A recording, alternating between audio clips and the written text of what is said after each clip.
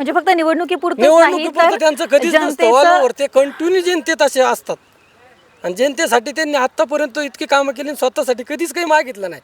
पहिल्यांदा ते रिंगणात आलेत आणि ज्योती वहिनींसाठी आज मतदान मागतात आहेत. म्हणजे कुठलेही असं त्यांच्या मनात नाही का आपण म्हणतो हे केल्याच्या नंतरच मी करणं, तसलं नाही. ते कायम कामं करतच राहतात जनतेची, मतदानापुरते ते कधीच येत नाही. बरं आता काय अपेक्षा असतील त्यांच्याकडून अपेक्षा काय नाही, गावात जी मूलभूत आहे ना गरजा, गरजा. हा त्याकडे त्यांनी भविष्यात लक्ष देतील आणि देणारच असं मला माहिती आहे. आणि तुम्ही बोलले म्हणजे ते करणारच हो हा करणार. अहो, विश्वास संपूर्ण गावकऱ्यांना शेतकऱ्यांसाठी ते कंटिन्यूस म्हणजे तत्पर असतात, असं काही नाही.